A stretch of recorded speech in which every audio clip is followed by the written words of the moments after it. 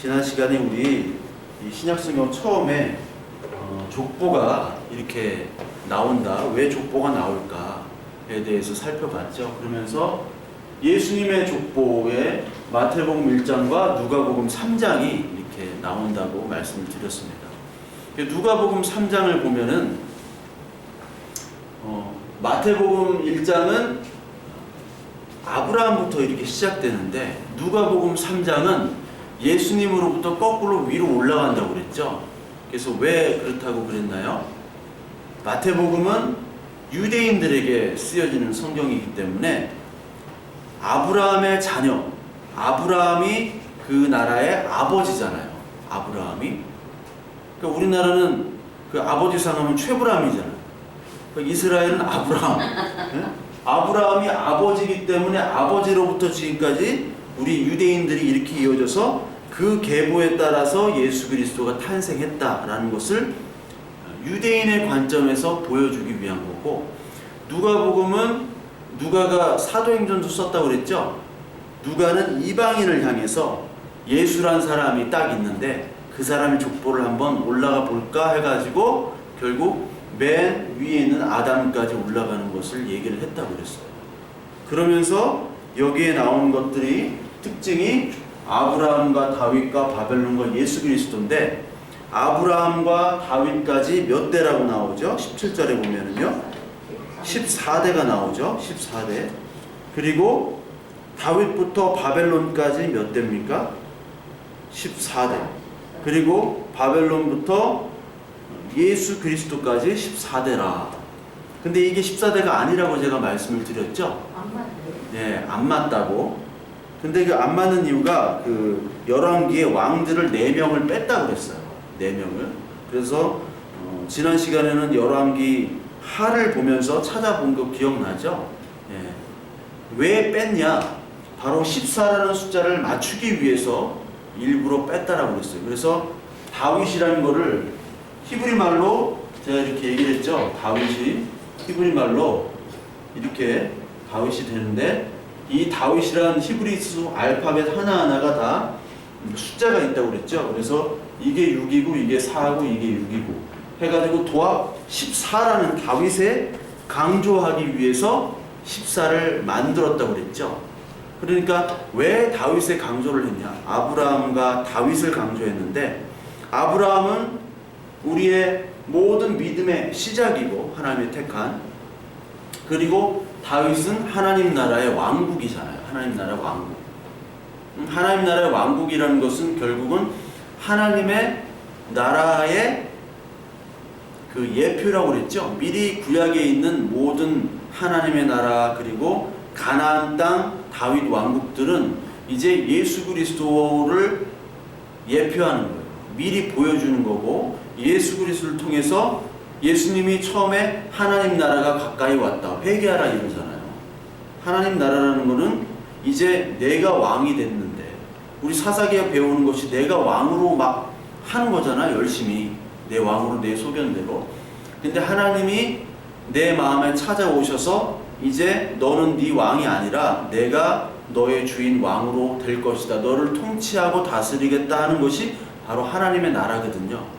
근데 하나님의 나라가 그렇게 되려면 우리의 모든 것들이 뒤집어져야 되는데, 그게 이제 헬라어로 메타노이아라는 뜻이고, 그게 회개란 뜻입니다. 회개라는 것이 오늘 뭐 도둑질하고 오늘 간음을 하고 오늘 살인했는데 하나님 잘못했어요 하는 게 회개가 아니라, 그것도 물론 회개의 일종이죠. 그런데 본질적인 회개는 내가 내 마음대로 살던, 내 왕으로 살던 것에서 이제 벗어나서 하나님이 이제 나를 이끌어주세요, 나는 이제 아무것도 못합니다라고 손 드는 것이 바로 하나님의 나라가 나에게 임했다. 그것이 은혜를 받았다는 것이죠. 그래서 이 다윗이나 아브라함이나 모든 사람들은 바로 예수 그리스도를 상징하는 거예요. 그래서 다윗 왕국을 강조하기 위해서 646, 14를 맞춘 겁니다. 그러니까 우리는 646, 이 다윗이라는 글자를 모르고 646, 14라는 글자를 모르는데, 이 히브리 사람들에게, 마태복음은 히브리인들에게 쓰여진 성경이잖아요. 히브리인들에게 예수님은 누구신가에 대해서 얘기를 하는 겁니다.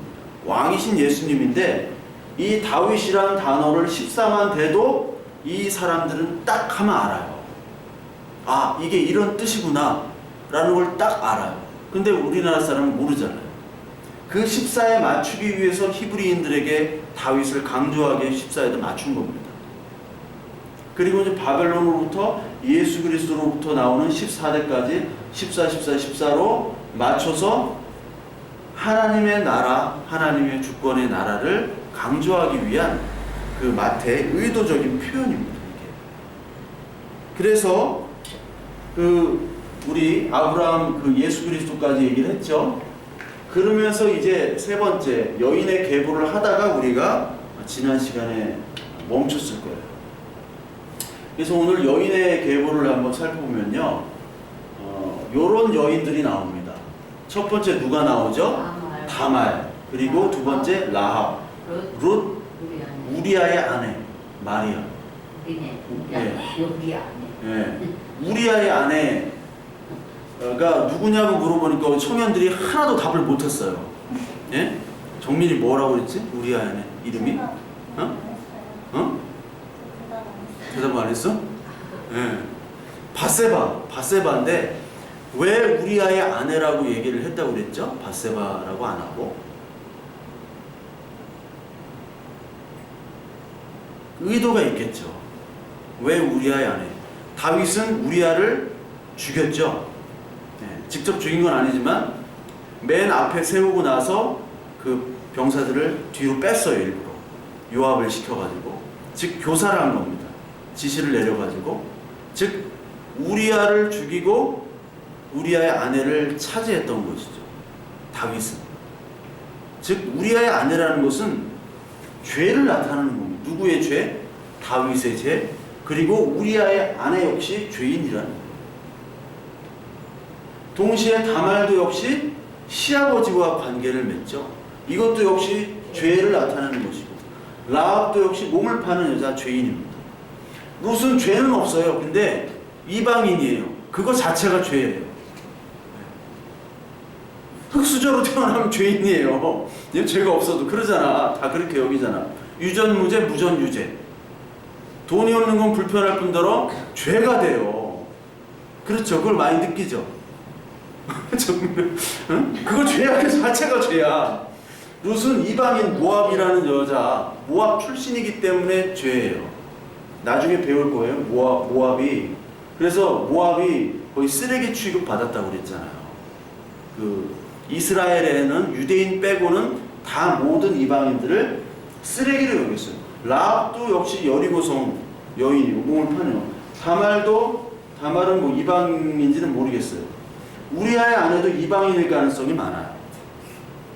그러니까 여기는 벌써 예수님의 족보가 여기 그리스도의 거룩한 계보가 아니라 계족보라고 그랬죠? 네, 이거는 거룩한 계보가 아니라 거의 이건 자랑할 수 없는 족보란 말이에요. 근데 왜 이렇게 하셨을까? 우리아의 아내처럼 바로 죄의 본성, 우리의 원래 인간의 모습들은 죄라는 것을 강조하기 위해서. 그럼에도 불구하고 예수님이 인간 육체로 오셨다라는 것은 죄를 품고 육체의 연약함으로 오셨다는 거예요. 육체의 연약함. 그럼에도 동시에 불구하고 마리아를 통해서 오셨다는 것은 죄가 없으신 하나님의 아들이라는 것을 보여주시기 위한 것이죠. 그 예수님이 왜 이런 육체를 통해서 오셨느냐, 육체의 조상들을 뒀느냐, 바로 인간 예수로 오시기 때문에. 왜 인간 예수로 와야 돼요? 제물이 돼야 되기 때문에 그래요. 그러나 제물은 흠이 있어야 됩니까? 없어야 됩니까? 없어야 되죠. 그러려면 흠이 없다는 것은 죄가 없어야 됩니다. 그러니까 죄가 없으려면은 육신의 결합으로 태어나지 아니어야 되는데, 그것이 바로 여기 마리아, 동정녀 마리아, 즉 관계가 없는, 육체적인 관계가 없이 성령에 의해서 초월적인 방법으로 태어났다는 것 자체가 바로 하나님의 아들, 바로 하나님이라는 것입니다. 그 두 개를 같이 얘기하고 있는 거예요, 이 족보는. 그러면서 우리가 이 성경을 워낙 우리 모르기 때문에 다말, 라, 룻, 우리 안에 마리아 한번 좀 살펴보려고 해요.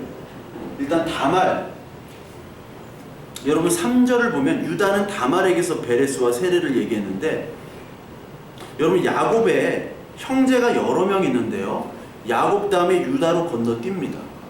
근데 야곱의 첫 번째 아들이 누굴까요? 르우벤이라는 아들이에요. 근데 첫 번째 아들 없어요. 그리고 야곱의 아들 중에 가장 그래도 똑똑하면서도 애굽의 총리까지 지내고, 그리고 가장 자랑할 만한 맨 막내에서 두 번째가 누구죠? 예, 요셉이죠. 요셉이 이렇게 야곱의 첫째 아들로 나와가지고, 첫째 아들은 아니지만 요셉이 장자 역할을 했잖아요, 사실은. 그래서 요셉이 여기 족보에 좀 나와야 되는데 요셉이 빠져요. 그리고 유다가 나와요. 유다가 넷째 아들인데. 근데 왜 넷째 아들이 나올까요? 사람의 관점에서는 요셉이 당연히 예수님의 족보로 물려받아야 돼요. 요셉 같은 사람이 없잖아요. 근데 유다는 요셉을 죽이는데 동의를 했잖아요. 팔려고, 파는데 동의라고, 왜 그 구덩이에다가 요셉을 생매장을 시키려고 하고 밥을 먹었다고 그랬죠? 그 표현에 위에서 밥을 먹고 있어요. 이복 형들. 이게 인간입니까? 그 중에 한 명이 유다였어요. 그러니까 인간 같지도 않은 인간을 예수님의 족보의 대표 인물로 여기 유다를 넣었단 말이에요. 그것도 모자라서 유다에게는 아내가 있는, 야곱에게는 아내들이 또 있어요. 근데 아내들이 있는데 그 유다의 아내들은 다 빼고요. 야곱의 아내들은 다 빼요. 야곱의 아내가 뭐 누구 있었어요? 레아, 라헬 이렇게 있었잖아요. 뭐 신하들. 예, 신하들 2명 빼고 부인이죠, 그들도. 예, 그러니까 아들을 낳았으니까 12명의 아들 중에. 야곱의 부인들은 레아, 유다의 어머니가 레아인데 레아 빼고 바로 다말이라는 여자가 나와요. 그러니까 인간적인 관점에서는 하나님이 똑똑하고 괜찮고 얘는 좀 예수님의 족보에 속해야 될 사람들을 다 처음부터 자꾸 배제를 시키는 거예요. 그러면서 다말이라는 여자를 딱 첫 번째로 내보냈습니다. 다말이라는 여자가 어떤 여자인가? 창세기 38장 한번 볼게요. 창세기 38장.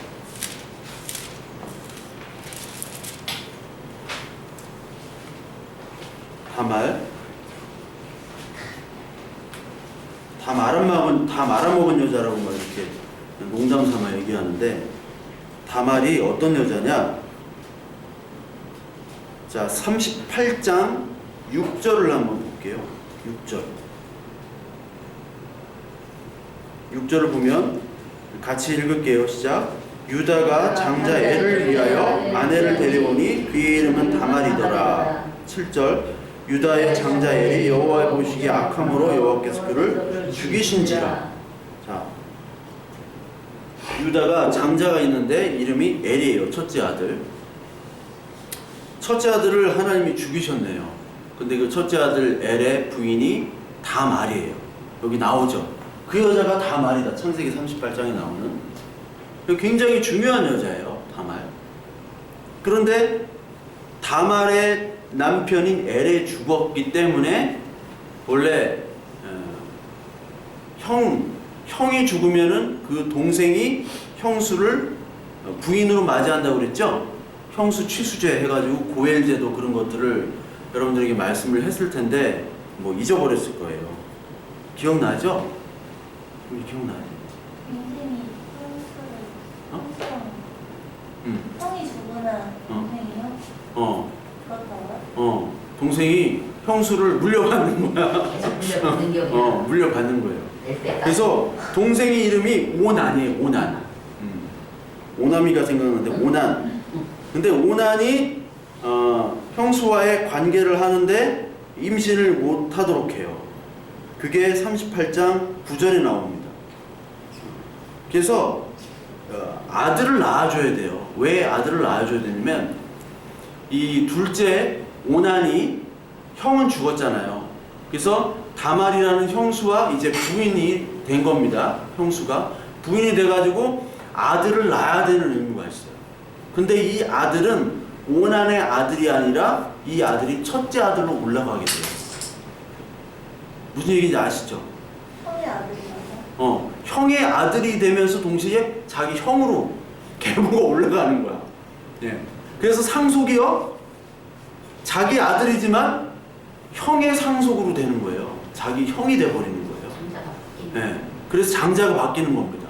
형이 죽으면 내가 장자가 되면 유대인들 사회에서는 장자가 최고거든요. 장자에게 상속을 많이 줘요.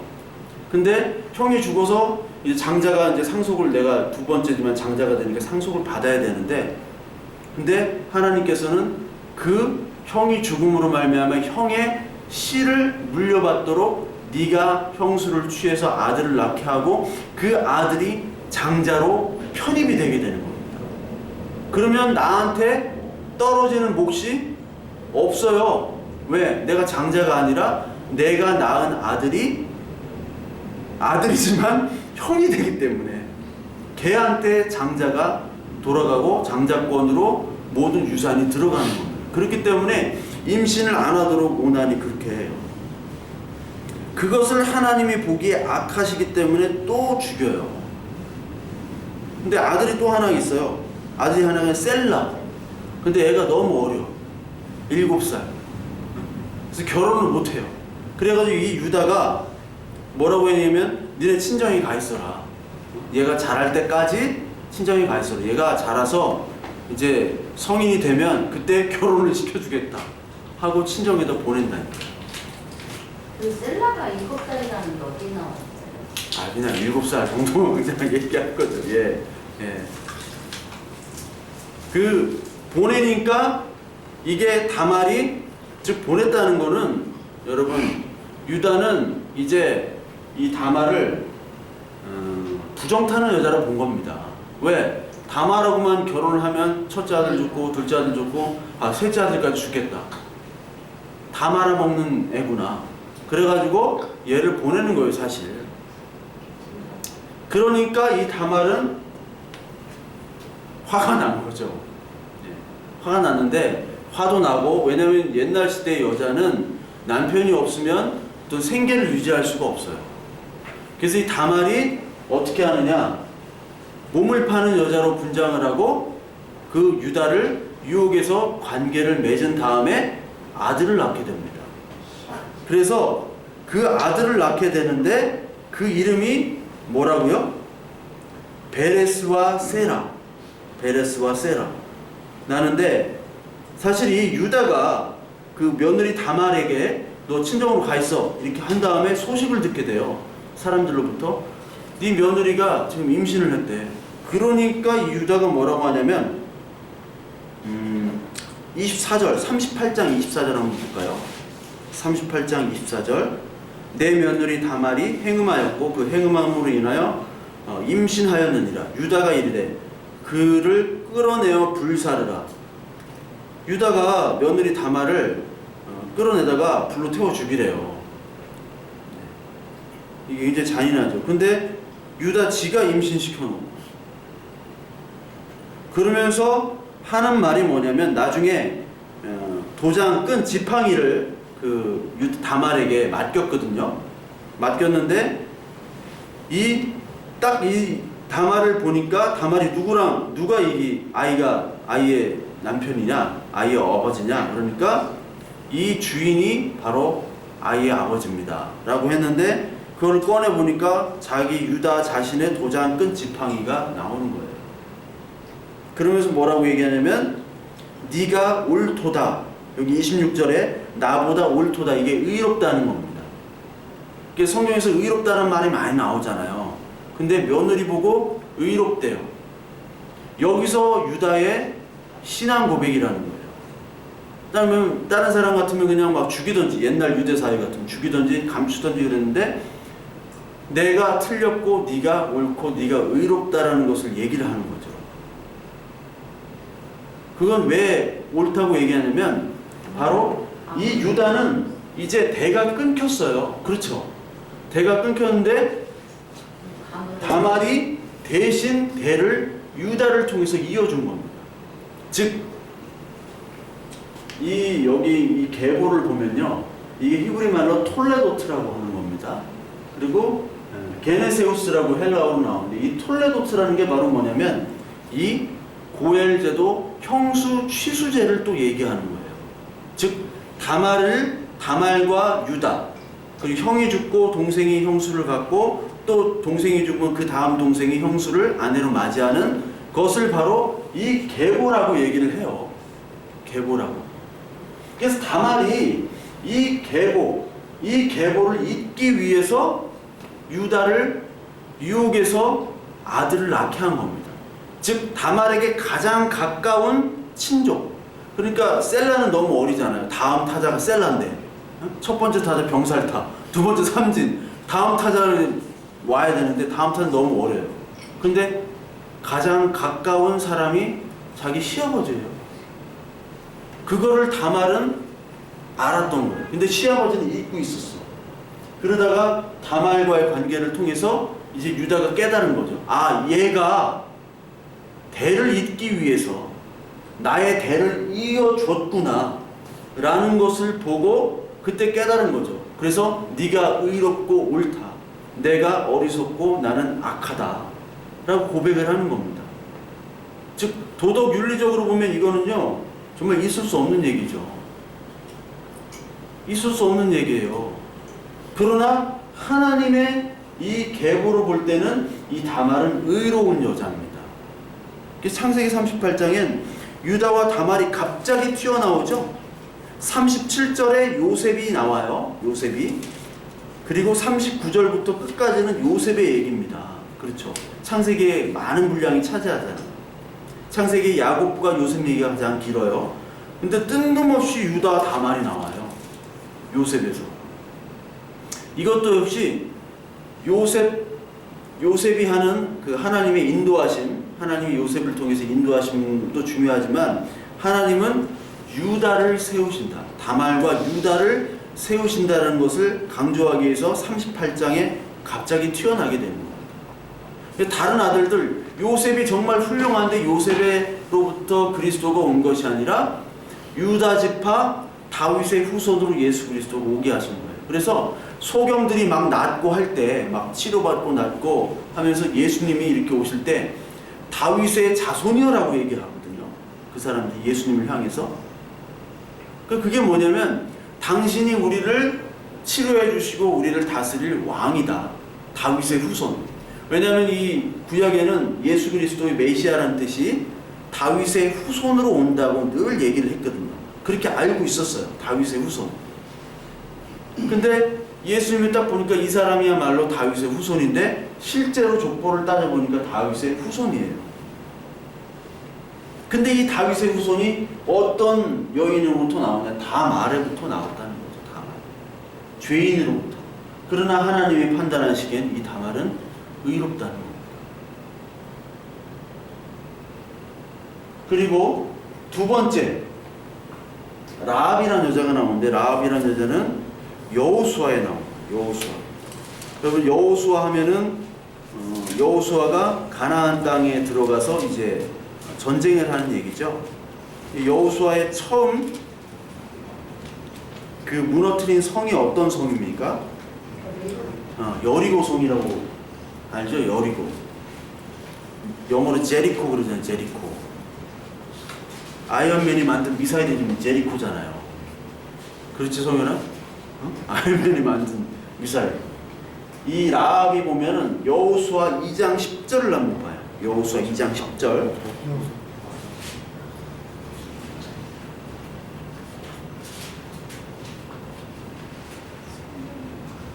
이 장 10절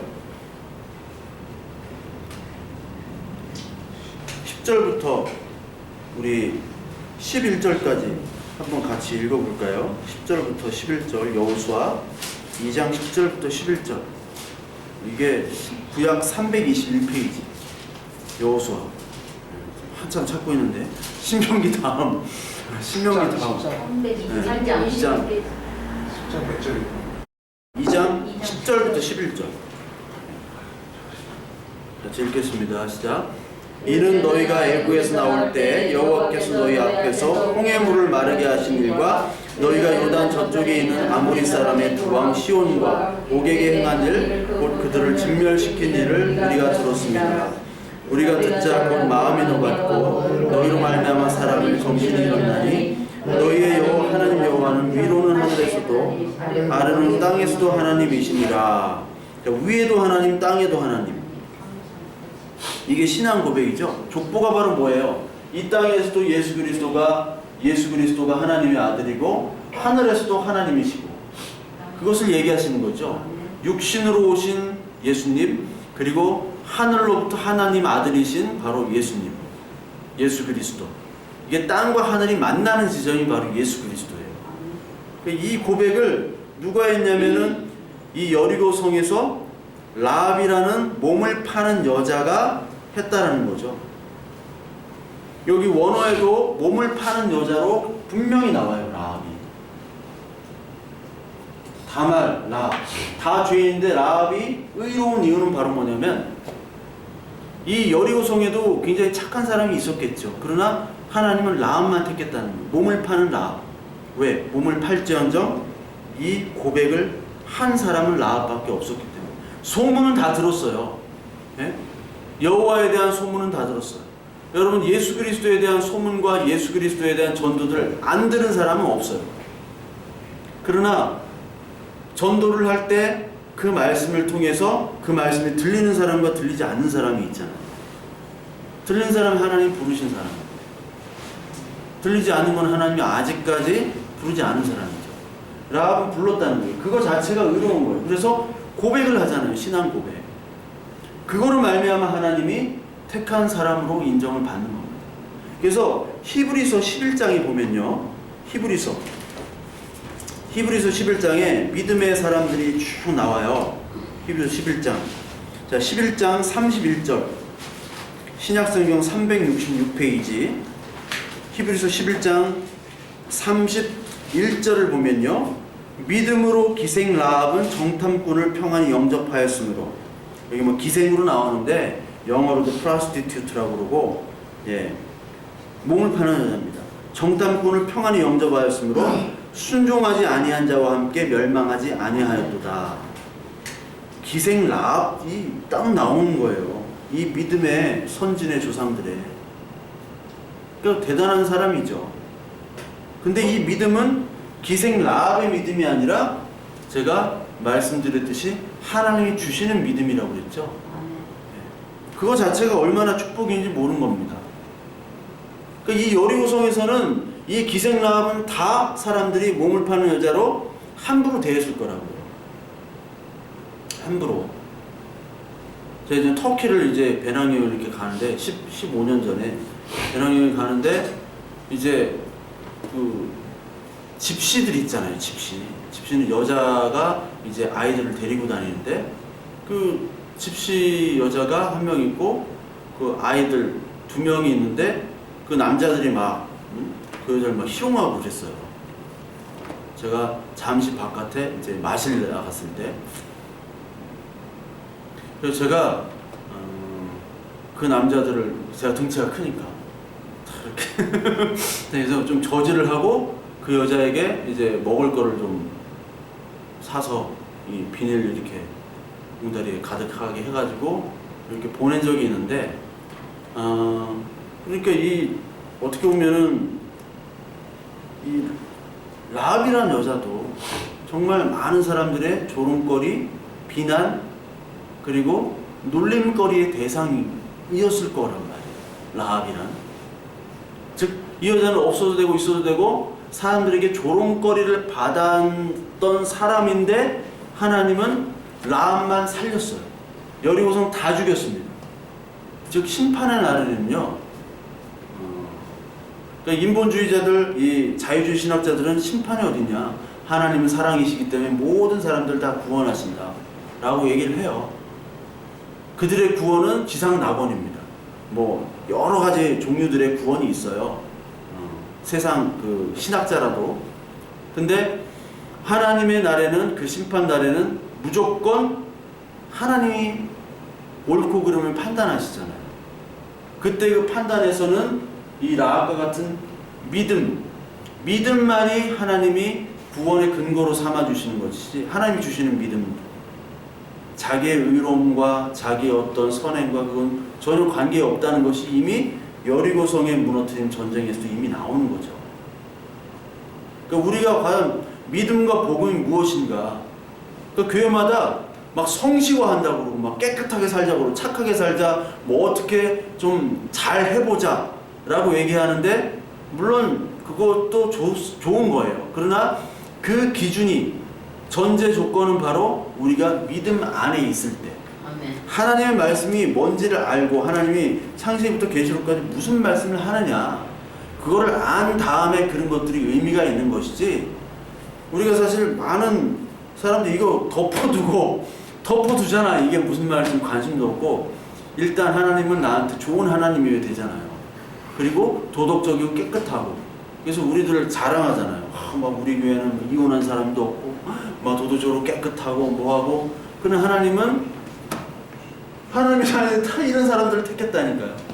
그럼에도 불구하고 여기에 죄의 고백이 터져 나오는 것을 의라고 얘기하시는 거예요. 봐봐, 너 죄인이지. 그래, 너 죄인인 거 알아. 그냥 하나님의 은혜가 필요하지, 나의 은혜가, 나의 다스림이 필요하지. 예, 맞습니다 하면 하나님의 족보에 들어가는 거죠. 그 여인이 바로 라합입니다. 그리고 룻이 나오는데, 룻기 4장이에요. 룻이 어디 나오냐면요, 여호수아를 건너면 사사기가 나오고, 사사기와 사무엘 사이에 룻이 있습니다. 4장밖에 안 돼요. 사사기를 건너뛰면은 룻이, 구약성경 406페이지, 구약성경 406페이지. 이 룻을 설명하자면 좀 막 길어요. 룻기 성현이 아나? 룻 이야기? 그래서 내가 다 읽어보라고 그랬는데, 정의는 알죠?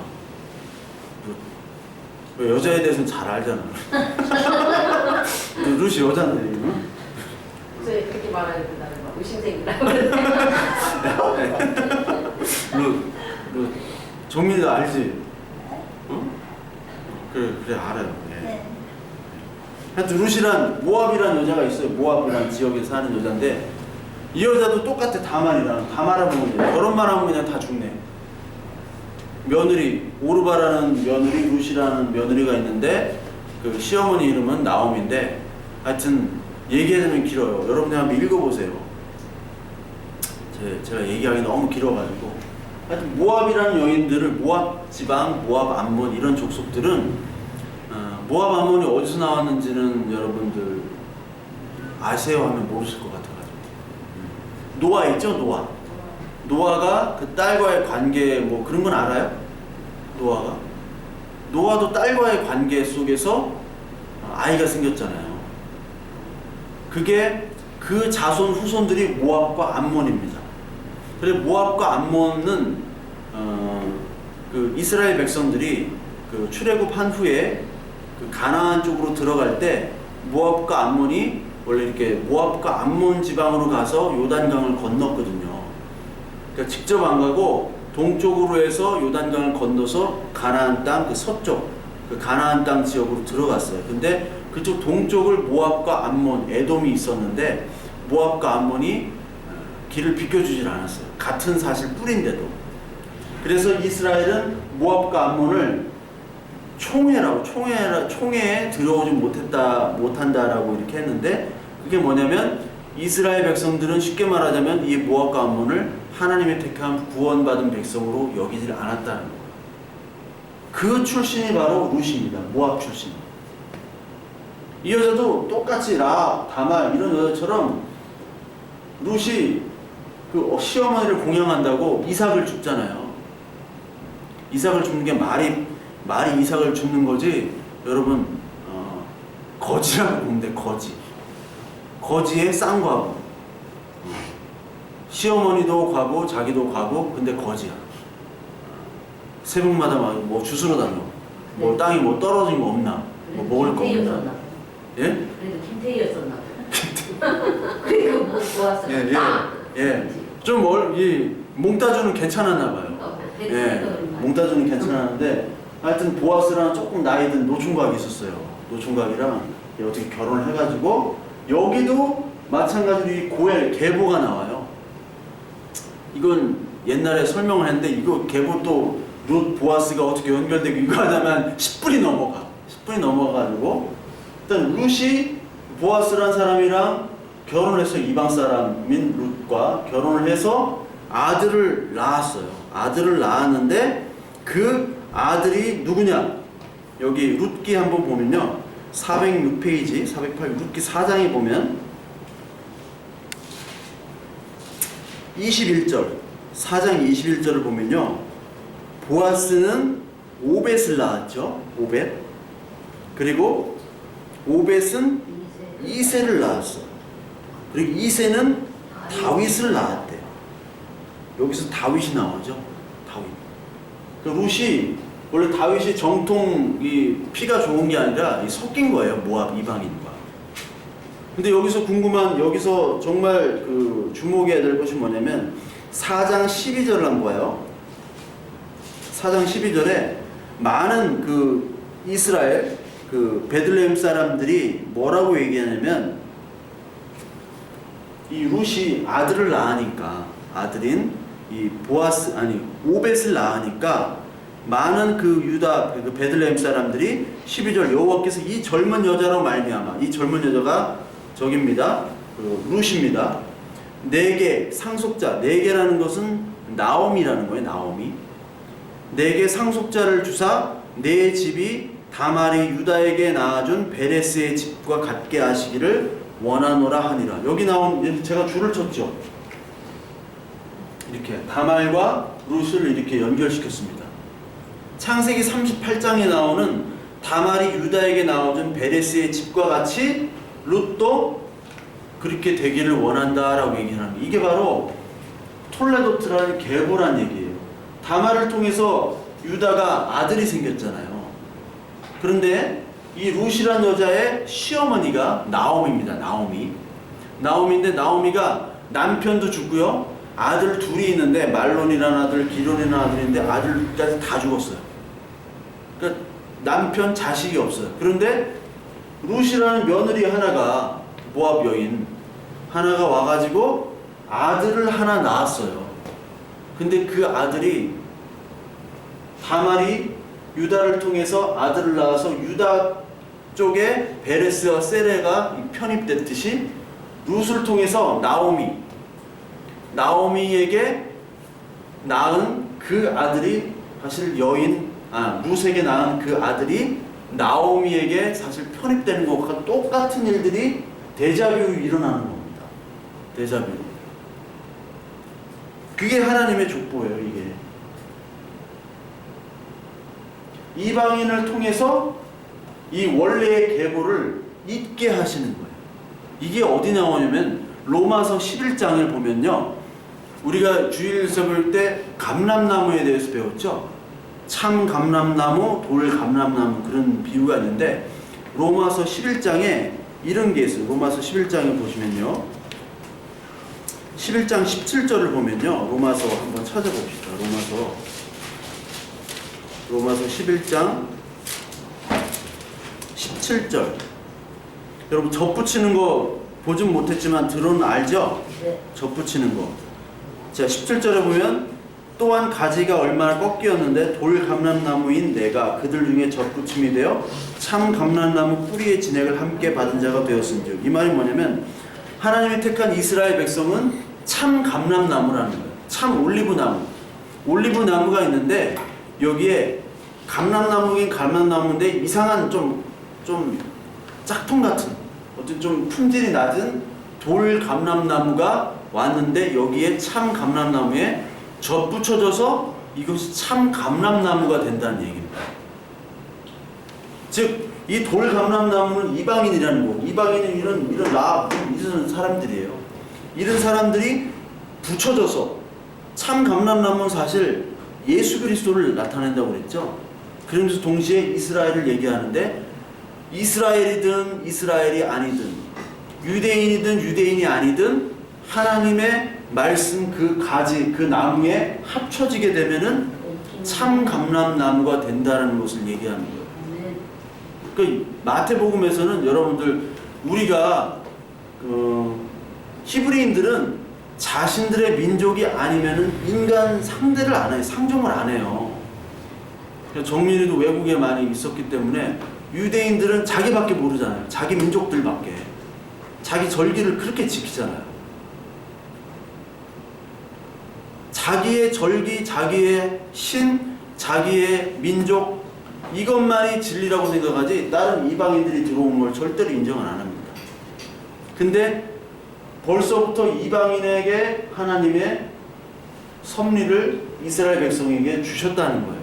그거를 니들 마태복음에 나오는 청자들인 그 유대인들에게 인정해. 니들이 진짜 혈통이 아니야. 혈통으로 구원받는 것이 아니라 하나님의 말씀, 이 참 감람나무에 붙어있냐 붙어있지 않느냐가 구원의 기준이야라고 말씀을 이미 다 여기서 구약 성경에 말씀을 해주셨잖아요. 역사적 사건으로. 그게 바로 요한복음 1장에 나오는 거예요. 요한복음 1장 한번 볼까요? 요한복음 1장에 보면요, 아주 유명한 말씀이 있죠. 요한복음 1장 11절부터 13절 11절부터 13절까지 요한복음 1장 142페이지 같이 읽겠습니다. 자기 땅이 오매 자기 백성이 영접하지 아니하였으나 영접하는 자 곧 그 이름을 믿는 자들에게는 하나님의 자녀가 되는 권세를 주셨으니 이는 혈통으로나 육정으로나 사람의 뜻으로 나지 아니하고 오직 하나님께로부터 난 자들이니라. 자, 혈통, 육정, 이게 육신으로 뭐 혈통, 민족 아니죠? 아니고 자기 땅에 오면 자기 백성, 이스라엘 백성 영접하지 않았잖아요. 예수 그리스도를. 이방인부터 영접한 겁니다. 이방인부터 영접을 했어요. 자녀되는 권세는 바로 뭐냐면 오직 하나님께로부터 난 자들이라. 즉 감람나무, 참 감람나무이신 예수 그리스도께서 택하신 자, 그 나무, 감람나무, 그 포도나무의 가지로 편입이 돼 접붙여진 자만이 구원을 받는다고 얘기를 하는 거죠. 그러니까 이방인들의 그런 편입을 통해서 유대인들 니들이 가지고 있는 구원에 대한 편견을 다 깨라는 거예요. 우리도 마찬가지로 우리도 교회 다니면서 하나님의 말씀보다 교회의 전통이 더 우선이었어요. 말씀으로부터 나오는 진짜 신앙이 아니라 우리 아버지가 이렇게 했으니까, 우리 어머니가 이렇게 했으니까, 교회는 이렇게 하는 거래, 믿음 생활은 이렇게 하는 거래. 여기에 우리는 다 그냥 딱 갇혀 있는 거예요. 이게 아니면 다 이단이야. 그냥 이게 아니면 다 나쁜 거예요. 근데 유대인들은 거기에 딱 틀에 있잖아요. 율법의 틀, 614가지의 율법의 조건에, 그리고 자기의 혈통, 어머니가 유대인이면 유대인인데 그 어머니의 유대인 그 피를 받지 않으면 다 없는 거예요. 구원이 없는 거라고 생각했던 그것을 니들이 다 깨라는 거죠. 그것이 바로 이방인의 편입니다. 우리 안에도 마찬가지고 마리아를 통해서 예수님이 오신 것, 이것이 바로 그 육신으로부터 난 것이 아니라, 우리의 구원은 육신이 아니라 하나님의 뜻으로부터 났죠. 즉 하나님의 아들인 예수 그리스도도 육신으로부터 난 것이 아니라 하나님의 계획과 작정에서부터 예수님이 태어나도록 만드셨어요. 다시 마태복음에 넘어가면 마태복음 1장 21절부터요. 20절부터 23절. 마태복음 1장 20절부터 23절. 이걸 한번 보시면요. 같이 읽겠습니다. 20절부터 23절 같이 읽을게요. 이 일을 생각할 때 주의 사자가 현몽하여 이르되 다윗은 요셉아 내 아내 마리아 데려오기를 무서워하지 말라. 그에게 이르는 자는 성령으로 된 것이라. 아들을 낳으리니 이름을 예수라 하라. 이는 그가 자기 백성을 그들의 죄에서 구원할 자이심이라 하니라. 이 모든 일이 된 것은 주께서 선지자로 하신 말씀을 이루려 하심이니 이르시되 보라 처녀가 잉태하여 아들을 낳을 것이요 그의 이름은 임마누엘이라 하리라 하셨으니 이를 번역한즉 하나님이 우리와 함께 계시다 함이라. 아멘. 자, 성령으로 잉태했다고 20절에 나오고 그의 이름을 예수라고 그랬어요. 이 예수란 이름은 원래 히브리 말로는 여호수아입니다. 여호수아, 예수아라고 얘기하고, 왜 그냥 예수라고 했냐면 이게 헬라식 표현이에요. 여호수아의 헬라식 표현이 예수입니다. 이 예수는 기름 부은 자예요. 구원해주는 자예요. 그게 이제 헬라어로 크리스토로 된 겁니다. 크리스토. 예수는 그리스도라는 말이 인간의 육신으로 오신 예수가 바로 우리를 구원해 주신 하나님의 아들이라는 고백을, 우리 뭐 찬양할 때 예수는 그리스도 하는데 이게 뭔지도 모르고 막 했잖아요. 우리는 다 뭔지도 모르고 뭐 했던 것 같아. 나부터 해가지고. 나부터 옛날에 뭐 뭔지도 모르고 뭐 그렇게 설교를 열정적으로, 옛날에는 막 고함을 그렇게 쳤어요. 근데 알고 보니까 내가 아무것도 모르고 고함을 쳤던 거야. 네, 옛날에는 모르니까. 근데 고함을 쳐야지 이제 뭐가 되는 것 같고. 근데 이게 예수로 오셨는데, 이 예수가 바로 선지자 이사야의 말씀인 거예요. 이사야의 말씀. 보라, 처녀가 잉태의 아들을 낳고 그 이름 임마누엘이라. 즉 하나님이 우리와 함께 하신다는 게 임마누엘이잖아요. 근데 하나님이 우리와 함께 하시는 뭐 증거가 어디 있어? 우리 그러잖아요. 하나님이 함께 하신다며. 근데 왜 우리 잘 안 돼? 왜? 뭘 해도 안 되고? 뭐 함께 하신다며. 왜 수협이 이렇게 안 나왔어? 왜 부흥이 안 되고 뭐 자꾸 줄고 그래? 하나님이 함께 하신 증거를 달라고 막 산에 올라가서 나무를 붙잡고 막 뿌리를 뽑고. 그런데 하나님이 함께 하시는 임마누엘 증거를 뭐라고 얘기해요? 마태복음. 예수님이 이 땅에 오셨다라는 거예요. 예수님. 근데 이 시대에는 예수님이 없잖아요. 우리가 대신 예수님 가시고 뭐를 보낸다고 해서 보혜사 성령을 통해서 이거를 다 깨닫게 하시는 거예요. 우리가 그 역할입니다. 성령. 근데 이 예언의 말씀이 이미 이사야 7장에 나오는 말씀을 인용한 거예요. 이사야 7장 한번 볼까요? 이사야는 찾기가 힘들겠죠, 여러분? 7장이 어디냐면 975페이지. 한번 도전? 네, 도전. 샀어. 7장 14절 한번 볼게요. 7장 14절. 찾으신 분은 같이 읽겠습니다. 그러므로 주께서 친히 징조를 너에게 주실 것이라. 보라, 처녀가 잉태하여 아들을 낳을 것이요 그 이름을 임마누엘이라 하리라. 이게 이사야 때가 BC 700년대입니다. 예수님이 오시려면 700년 후가 돼야 돼요. 근데 이런 말씀이 이사야가 백성들한테 하면 은혜가 되겠어요? 은혜가 절대 안 돼요. 700년 후에 모세가 나와 같은 선지자를 보낼 테니 그 말씀을 잘 들으라. 모세도 얘기했고 그 선지자가 예수라는데 뭐 그게 나랑 무슨 상관이에요? 지금 이사야 때가 굉장히 아수르로부터, 히스기야 왕 때인데 아수르로부터 침공을 당해가지고 다 막 죽고 난리, 전쟁판인 난리에 700년 후에 예수님이 오신데 뜬구름 잡는 얘기예요. 이거 말하면 죽는 거예요. 그래서 이사야는 톱으로 쓸려 죽었어요. 예. 그 히브리서 11장에 보면 톱으로 쓸려 나간 선지자가 얘기가 나오거든요. 누구는 톱으로 쓸리고 뭐하고 복음을 증거했더니 세상이 감당치 못할 믿음, 그게 있잖아요. 그게 바로 구전에 보면 이사야는 그 나무 사이에다 집어넣고 나무와 함께 톱으로 쓸어서 죽였다고 그래요. 이사야가 원래 왕족인데. 그러니까 아무 위로가 되지 않는데 마태복음에 진짜 이 말씀이 성취가 되는 거예요. 근데 우리가 지금 이 시대에 복이 가장 있는 이유가 뭐냐면 이사야 시대 때는 사실 하나님을 본 사람도 없어요. 이사야나 몇 선지자나 제사장들만을 통해서 하나님 말씀을 주시고 만나게 하셨지 백성들은 몰라요. 그 예수님 시대 때도 마찬가지로 예수님의 같이 있었던 그런 제자들이나 몇 명이나 봤지 예수님 본 사람이 없잖아요. 그러나 보고 같이 체험한 사람들도 역시 예수님이 빵과 기적을 안 주니까 죽이는데 동조를 했죠. 제자들도 다 떠나고. 근데 지금의 시대는 우리 창세부터 계시록까지 예수님과 하나님에 대해서 성령께서 믿고 깨닫게 하시는 거예요. 여러분들 예수님 안 믿었을 때 다 모태신앙이신가요? 아니잖아요.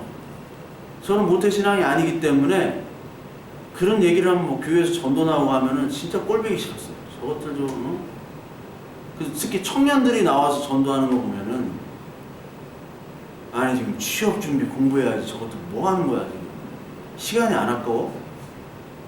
저러니까 그렇게 교회만 가면 빌빌거리고 공부 못하면 신학교 간다고 그러고 저러니까 교회가 그냥 근데 저건 악마의 힘이 있기 때문에 교회는 뭔가 이상한 힘에 끌려가지고 다들 지금 혹해가지고 지금 미친 짓을 한다고 생각을 했어요 제가. 근데 믿어지게 됐잖아요. 이게 바로 성령의 일입니다. 예수님 하나님 모르잖아요. 근데 하나님이 그걸 믿도록 하시는 것이 바로 하나님이 나와 함께 하신 임마누엘이라는 거예요. 여러분들 기적을 멀리서 찾지 마시고 내가 지금 수요일날 지금 8시가 넘은 이 시간에 여기 나와 있는 것 자체가 기적이잖아요. 제가 여기 나와 있는 것 자체가 기적이고 제가 신학교 간다니까 담임 목사님이 너 처음 왔을 때 한 번 오고 교회 안 나올 놈처럼 이렇게 생각했는데 자기가 놀랬다는 거예요. 그래서 내가 어디 가가지고 내가 목사라고 하면 다들 까무러 치잖아요. 한 명도 못 맞힐 거라마? 점쟁이도 못 맞힐 거예요. 나는 목사라고 하는 사람이 없어요. 우리 친구들도 그렇고 왜 주일날에 목사라도 안 하면 내가 빠질 것 같으니까 하나님이 세우신 것 같아요. 하나님이 이렇게 인도하셨다는 것 자체, 믿게 해주셨다는 것 자체가 바로 하나님 나와 함께 하신다는 임마누엘입니다. 여러분들 환경과 조건과 상관없이 그 믿게 해주신다는 것 자체가 바로 하나님이 나와 지금 함께 하시는구나.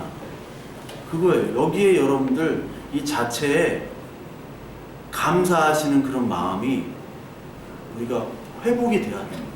잊었던 것들이. 그 족보는 바로 그런 죄악임에도 불구하고 내가 너를 택해서 내 자녀로 택했다 라는 것을 통해서 너는 그것으로 말미암아 하나님의 내 자녀고 내 소유야 그거 이제 알지 하는 게 족보예요. 이걸 뭐 더 따지고 뭐 히브리 헬라어 뭐 더 따질 수 있지만 그걸 따질 필요 없이 그것만 하나 깨닫고 가는 게 족보입니다. 그래서 마태복음 처음 시작이 그걸로 한 거예요. 구약시대 때 모든 것들이 바로 예수님을 상징하고 예수님이 너희들과 지금 너희 백성과 임마누엘 함께 한다. 예수님이 태어났다. 라는 것부터 시작되는 겁니다. 너의 정체성을 깨달아라. 너 이스라엘 백성이라고 선민이라고 너희들 자랑하고 우리만 하나님이 택한 사람이라고 하지만 그것이 아니라 이방인들을 통해서 이미 하나님이 구원을 주셨다. 이방인 인정해. 너희들도 역시 이방인이었어. 아브라함도 원래 이방인이었잖아요. 바벨론에 살던. 그런데 왜 여기 왔다고 왜 자기들만 하나님의 자녀? 이게 아니라는 거를 유대인들도 깨고 그리고 동시에 예수님이 바로 구약에 말했던 처녀가 잉태하여 우리를 구원해 주실 그 메시아임을 보여주시는 것이 바로 족보입니다. 아시겠죠? 예, 그 은혜로 우리가 그 감사함으로 살아가시는 저와 여러분들 되길 바랍니다. 아멘. 예, 기도하겠습니다.